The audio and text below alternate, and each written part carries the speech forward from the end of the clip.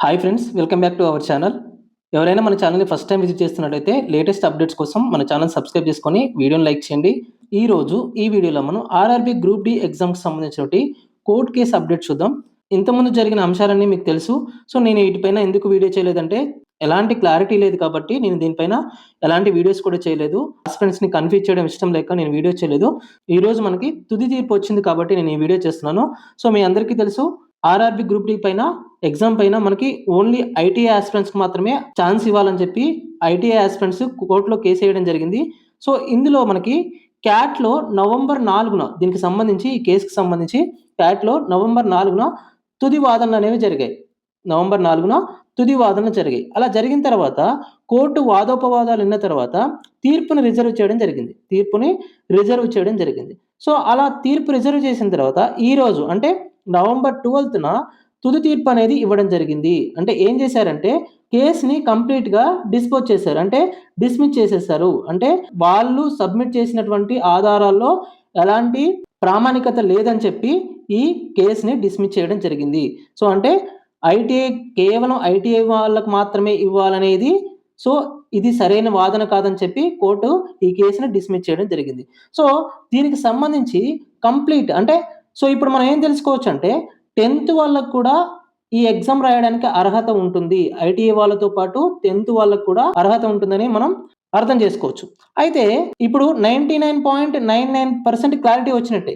కానీ మనకి 100% క్లారిటీ ఎప్పుడొస్తుంది అంటే ఆర్డర్ కాపీ వచ్చిన తర్వాత మనకి ఈ 100% క్లారిటీ అనేది వస్తుంది. సో, మరి ఆర్డర్ కాపీ ఎప్పుడొస్తుంది అంటే ఈరోజు ఈవినింగ్ గాని, అంటే 12థ్‌న ఈవినింగ్ గాని, లేకపోతే 13థ్‌న గాని మార్నింగ్ గాని మనకి ఈ ఆర్డర్ కాపీ వచ్చే అవకాశం ఉంది. ఈ ఆర్డర్ కాపీ రాగానే నేను దీనిపైన వీడియో చేస్తాను. తప్పకుండా మన ఛానల్ సబ్స్క్రైబ్ చేసుకొని వీడియోని లైక్ చేయండి. సో, ఆర్డర్ కాపీలో కూడా మనకి ఏముంటుందంటే ఆల్‌మోస్ట్ 10థ్ వాళ్ళకి కూడా ఈ ఎగ్జామ్ రాయడానికి ఛాన్స్ ఇచ్చే అవకాశం ఉంటుంది. సో, మీరు ఎలాంటి టెన్షన్ తీసుకోవాల్సిన అవసరం లేదు. 100% నాకు తెలిసైతే నా ఒపీనియన్ ప్రకారం, నాకున్న ఎక్స్‌పీరియన్స్ ప్రకారం అయితే 100% 10థ్ వాళ్ళకి కూడా ఎగ్జామ్ రాయడానికి అవకాశం ఉంటుంది. 100% అవకాశం ఉంటుంది. సో, ఎలాంటి టెన్షన్ తీసుకోకండి. మీ ప్రిపరేషన్‌ని ఎక్కడ ఆపేయకండి. సో, ఇంకొక విషయం ఏంటంటే ఇక్కడ డిసెంబర్‌లో 2024 డిసెంబర్‌లో ఈ ఆర్ఆర్‌బీ ఏం చేసిందంటే మనకి ఒక నోటీస్ ఇచ్చింది. ఆర్ఆర్‌బీ ఒక నోటీస్ ఇచ్చింది. ఈ నోటీస్‌లో ఏం చెప్పిందంటే 10థ్ వాళ్ళకి కూడా అర్హత ఉంది. ఎగ్జామ్ రాసుకోవడానికి 10థ్ వాళ్ళకి కూడా ఛాన్స్ ఉంటుందని చెప్పింది. సో, విషయాన్నే మనకి జనవరిలో నోటిఫికేషన్ ఇచ్చినప్పుడు అందులో కూడా పొందుపరచడం జరిగింది. సో, మీకొక విషయం తెలియాలి. ఎప్పుడైనా ఏదైనా ఒక రిక్రూట్‌మెంట్ బోర్డ్ నుంచి మనకొక నోటిఫికేషన్ అనేది వచ్చిన తర్వాత ఒక రిక్రూట్‌మెంట్ బోర్డ్ నుంచి నోటిఫికేషన్ అనేది వచ్చిన తర్వాత సో, అందులో ఏ అంశాలైతే మనకి పొందుపరుస్తారో ఆ అంశాల్ని పూర్తిగా అమలు పరిచే అవకాశం ఉంటుంది. సో, వాటిని 99.9% మార్చే అవకాశం ఉండదు. సో, కొన్ని లాంగ్వేజెస్‌కి సంబంధించో, వాటికి సంబంధించో మార్చే అవకాశం ఉంటుంది తప్ప, సో, ఇక్కడ క్వాలిఫికేషన్‌కి సంబంధించిన అంశాలు మార్చాలంటే ఇది చాలా పెద్ద ఇష్యూ. కోర్ట్ ద్వారా మాత్రమే పాసిబుల్ అవుతుంది. సో, వాటిని మార్చే అవకాశం అనేది ఎప్పటికీ ఉండదు. కోర్ట్ కూడా ఏం చెప్తుందంటే, సో, నోటిఫికేషన్ ఇచ్చినప్పుడే ఈ అంశాన్ని తెలియపరిచారు కాబట్టి, సో, ఇప్పుడు దీన్ని మేము మార్చలేమనేది కోర్ట్ కూడా చెప్తుంది. ఎప్పుడైనా గుర్తుపెట్టుకోండి, ఒక రిక్రూట్‌మెంట్ బోర్డ్ నుంచి మనకి ఒక నోటిఫికేషన్ వచ్చిన తర్వాత అందులో ఏ అంశాలైతే ఉంటాయో ఆ రిక్రూట్‌మెంట్ బోర్డు నెక్స్ట్ ఆస్పిరెంట్స్ అందరూ కూడా దానికి కట్టుబడి ఉండాలని ఒక మెమోరాండం లాగా ఆ నోటిఫికేషన్ సంబంధించినటువంటి ఆ ఇన్ఫర్మేషన్ ఇస్తారు. సో, మనము దానికి కట్టుబడి ఉండాలి.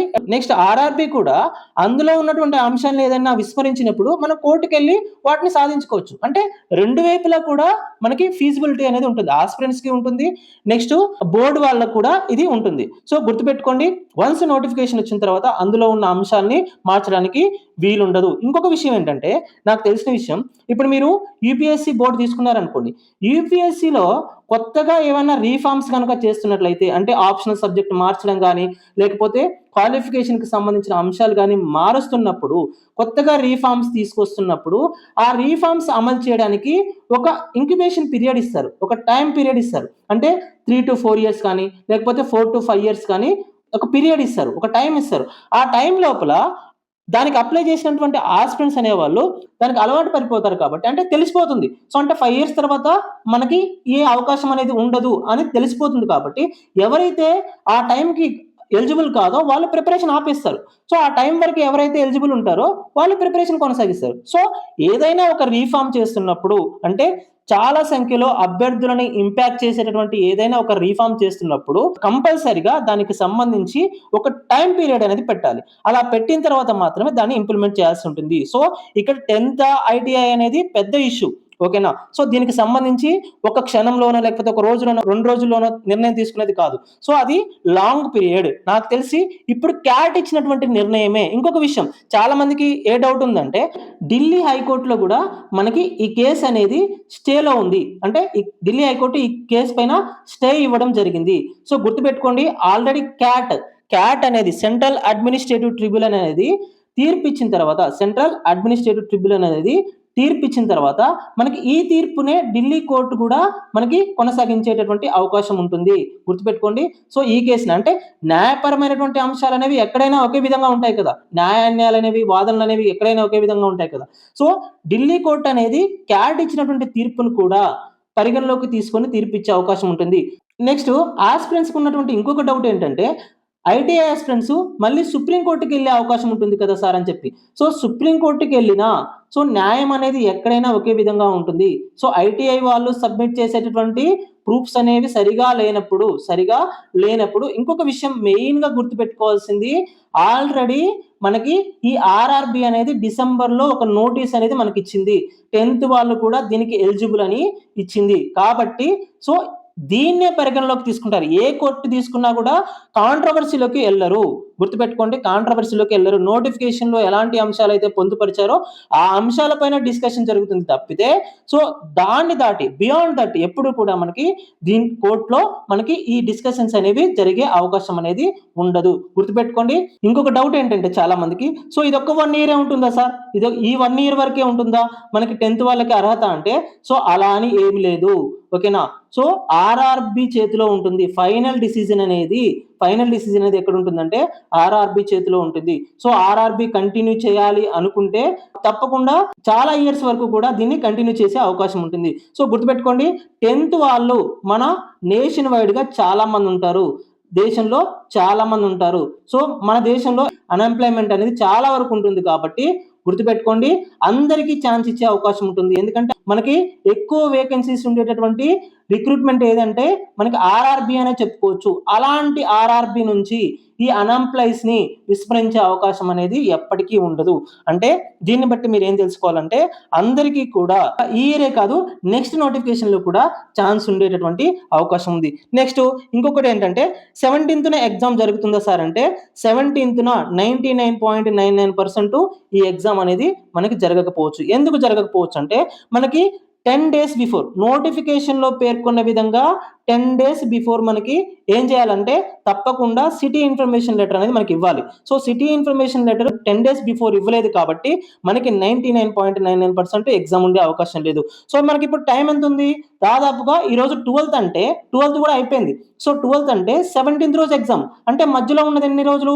4 రోజులు మాత్రమే. ఈ 4 రోజులనే మనకి వెబ్‌సైట్‌లో పెట్టి దానికి వెబ్ నోట్ ఇచ్చిన తర్వాత సో అంటే ఆస్పిరెంట్స్ చాలా మంది మిస్ అయ్యే అవకాశం ఉంటది. సో 10 days అంటే ఆ లాంగ్ ప్రాసెస్‌లో సోషల్ మీడియా ద్వారానో లేకపోతే ఏదైనా యూట్యూబ్‌లో లేకపోతే దేని ద్వారా అయినా ప్రింట్ మీడియా ద్వారా అయినా కానివ్వండి, ఎలక్ట్రానిక్ మీడియా ద్వారా కానివ్వండి ఆస్పిరెంట్స్‌కి తెలిసే అవకాశం ఉంటుంది. సిటీ ఇన్ఫర్మేషన్ తెలుసుకున్న తర్వాత ఎగ్జామ్ సెంటర్‌కి వెళ్ళే అవకాశం ఉంటుంది కాబట్టి సో ఈ 4 days‌లో ఈ ప్రక్రియ అనేది పూర్తి అవ్వడం చాలా కష్టం. సో మరి ఎగ్జామ్ ఎప్పుడు ఉంటుంది సార్ అంటే మనకి దాదాపుగా డిసెంబర్ 2nd వీక్‌లో ఉండే అవకాశం ఉంటుంది. డిసెంబర్ 2nd వీక్ కానీ 3rd వీక్ కానీ ఇది కేవలం నా ఒపీనియన్ మాత్రమే. డిసెంబర్ 2nd వీక్ కానీ 3rd వీక్‌లో కానీ మనకి ఎగ్జామ్ ఉండే అవకాశం ఉంటుంది. సో ఇది మనకి కోర్టు కేసుకి సంబంధించినటువంటి అప్డేట్. నెక్స్ట్ ఎలాంటి అప్డేట్ వచ్చినా మన ఛానెల్‌లో తప్పకుండా చేయడం జరుగుతుంది. ఇన్ని రోజులు ఎందుకు కోర్టు కేసు పైన వీడియో చేయలేదనంటే మనకి ఎలాంటి ఫైనల్ వర్డిక్ట్ అనేది రానప్పుడు మనం ఆస్పిరెంట్స్‌ని ఒక ఆందోళనకు గురి చేయడం ఇష్టం లేక నేను ఈ కోర్టు కేసు పైన వీడియోస్ అనేవి చేయలేదు. సో గుర్తుపెట్టుకోండి నెక్స్ట్ మనకి ఏదైనా ఆర్డర్ కాపీ కనుక వచ్చినట్లయితే తప్పకుండా దానిపైన ఒక వీడియో అనేది చేస్తాను. ఎవరైనా మన ఛానెల్‌ని ఫస్ట్ టైం విజిట్ చేస్తున్నట్లయితే తప్పకుండా ఛానెల్ సబ్స్క్రైబ్ చేసుకొని వీడియోని లైక్ చేయండి. మన ఛానెల్‌లో కేవలం ₹199కే 10 గ్రాండ్ టెస్ట్‌లు మరియు చాప్టర్ వైస్ టెస్ట్ సిరీస్ అనేది అందుబాటులో ఉంది. తప్పకుండా మీరు ఆ టెస్ట్ సిరీస్ అనేది రాయడానికి ట్రై చేయండి. ఇంకొకటి ఆ టెస్ట్ సిరీస్‌లో మీకు ప్రతి పీడీఎఫ్‌ని కూడా డౌన్‌లోడ్ చేసుకొని ప్రింట్ తీసుకునేటటువంటి అవకాశం ఉంటుంది. సో తప్పకుండా ప్లే స్టోర్ నుంచి కేఎన్ఆర్ ట్యూటోరియల్స్ అనే యాప్ని డౌన్లోడ్ చేసుకొని మీరు ఈ టెస్ట్ సిరీస్ని అవైల్ చేసుకోండి. మరొక వీడియోలో మరొక ఇంపార్టెంట్ ఇష్యూతో మళ్ళీ కలుసుకుందాం. అంతవరకు సెలవు. జై హింద్.